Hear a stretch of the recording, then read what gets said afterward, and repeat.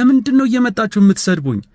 እነሆ ልንገራችሁ፣ እኔ አደም መሐመድ አህመድ የተባልኩኝ ኢትዮጵያዊ ግለሰብ በፊቅህ የሻፊዕያ መዝሃብ ተከታይ ነኝ። በስሉክ ተሰውፍ የሚባለው መንገድ አቀንቃኝ ነኝ። በዓቂዳ የተፍዊድ ወይንም ኢንሽእተ ቁልተ የአሻዒራን መንገድ ተከታይ ነኝ። የአሻዒራን መንገድ ተከታይ ነኝ። አሻዓሪ ነኝ በቃ خلاص አሻዓሪ ነኝ በቃ خلاص። ይህንን ግለሰብ እንግዲህ የተለያዩ ሚዲያዎች ላይ አደም ካስማ በሚል ታውቁታላችሁ። ሰሞኑን አዳዲስ ትንሽ ወጣ ያሉ ቪዲዮዎችን እየሰራ እንደነበር ሁላችንም እየተመለከትን ነው። በመጀመሪያ ደረጃ ልጁ ያው በጣም ማለት ለራሱ የሰጠው ግምትና ራሱን በምን አይነት መልኩ እያሰበ እንደሆነ ትንሽ ግራ ያጋባል። ማለት ይህን ያህል ራስን ከፍ ማድረግና ለራስ ይህን ያህል ቦታ መስጠት በጣም አስቸጋሪ ነገር ነው። ነፍስያችን እንኳን እንደዚህ ከፍ አድርገናት በራሷ ፊትና ላይ የምትጥለን ወደ ሌላ ነገር የምትገፋፋን ስለሆነች ራስን በዚህ መልኩ ከፍ ማድረግ ተገቢ አይደለም። ማለትም ቪዲዮዎቹን እየተመለከትኩ ነበርና አብዛኞቹ የሚናገራቸው ነገር ስለራሱ ነው። ቪዲዮዎቹ እኔ የበዛበት ነገር ነው።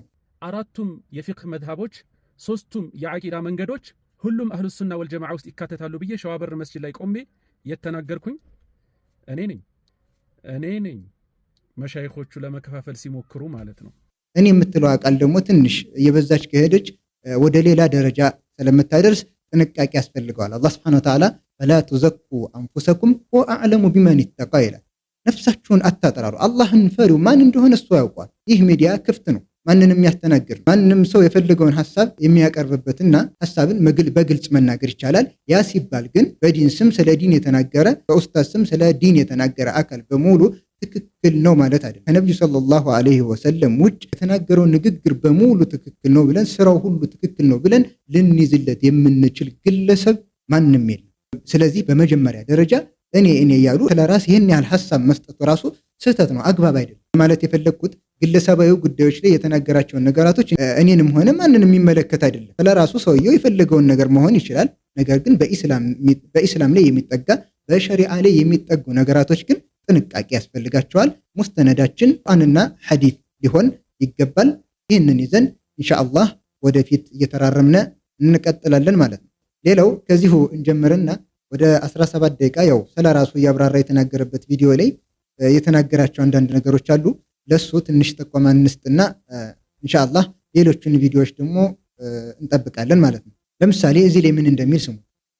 አብዛኛው ዓለም ላይ 95% ወይንም 90% 5% ኺላፍ ቢኖርባትም የዚህ ሰዋድ አልአዕዘም የአሻዒራና ማቱሪዲያ መንገድ ተከታይ በመሆኑ እዚህ ንግግር በሁለት አይነት መልኩ መልስ መስጠት እንችላለን። አንደኛ ይህን ንግግር አንድ የተናገረላቸው አካል አለ፣ ከዛው ተቀብለው ቀጥታ ያሰራጩት ነገር እንጂ ለዚህ 95% 90% ለሚለው የህዝብ ቆጠራ ተደርጎ ወይም ደግሞ ትክክለኛ ምንጭ ኖሯቸው አይደለም። አሽዓሪዎች ይሄን ያህል ቁጥር ናቸው፣ ይሄን ያህል ፐርሰንት ናቸው የሚባለው ነገር በመጀመሪያ ደረጃ ምንም አይነት ትክክለኛ ማስረጃ የለውም። እንኳን 95% 90% አሽዓሪ ሊሆን ይቀር መጀመሪያ ደረጃ የአሽዓሪያን መዝሃብ ለመረዳት ራሱ በስነ ስርዓት ያልተማረ ሰው ካልሆነ በስተቀር ሊረዳው አይችልም። ምክንያቱም መዝሃቡ ራሱ ትንሽ ፍልስፍና ነክ ነገር ስለሆነ ማለት ነው። ማንም የሚረዳው አይደለም። ይሄ ጀውሃር አርድ ምናምን እያልክ ብትለው አዋሙ የሚረዳ አይደለም። ያንን ሁሉ የማይረዳውን ህዝብ ቆጥረው ነው እንግዲህ 90% ያደረሱት ማለት ነው። በመጀመሪያ ደረጃ ምንም አይነት ትክክለኛ ማስረጃ የለውም።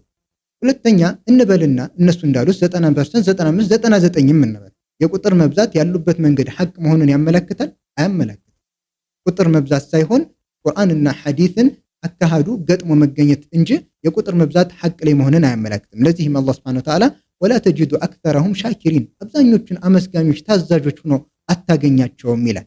የቁጥር ብዛት ሐቅ ላይ መሆኑን የሚያመለክት ነገር አይደለም። ሲቀጥል ይህ አሽዓሪ የሚባለው መንገድ ነብዩ ሰለላሁ ዐለይሂ ወሰለም አያውቁትም፣ ሰሐቦችም አያውቁትም፣ ታቢዒዎችም አያውቁትም። ምክንያቱም አሽዓሪያ የሚለው ራሱ የተጠጉት ወደ ግለሰብ ነው።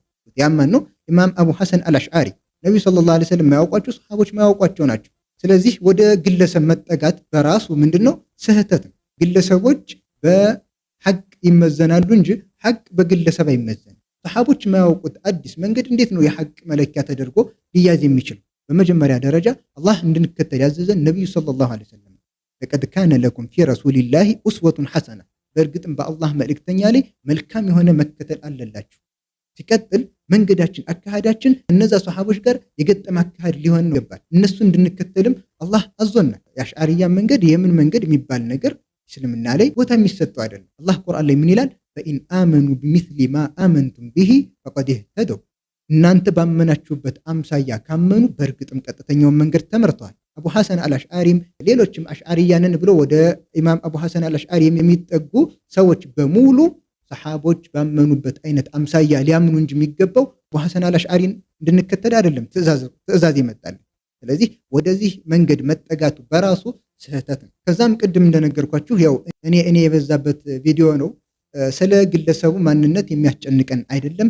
በሸሪዓ ላይ የሚነገረው ነገር ግን ሁላችንንም የሚያስጨንቀን ይሆናል። ምክንያቱም ማንም ሰው እየተነሳ የፈለገውን ነገር በሸሪዓ ላይ መጨመር መቀነስ የሚችልበት ነገር አይደለም። የተቀመጠውን ነገር በትክክለኛ እነዛ ሰለፎች በተረዱበት አረዳድ እየተረዳን መጓዝ እንችላለን። እንደሰማችሁት እዚህ ቪዲዮ ላይ እኔ አሽዓሪይ ነኝ ይላል። በዓቂዳ የተፍዊድ ወይንም ኢንሽእተ ቁልተ የአሻዒራን መንገድ ተከታይ ነኝ። የአሻዒራን መንገድ ተከታይ ነኝ። አሽዓሪ ነኝ በቃ ኸላስ። አሽዓሪ ነኝ በቃ ኸላስ። አሽዓሪያም ይሁን ምንም ይሁን ይሄ የግለሰብ ምርጫ ነው። ሐቅን መከተል ግን ቁርአንና ሐዲስን መከተል በሙስሊሞች ላይ በሙሉ ግዴታ ነው።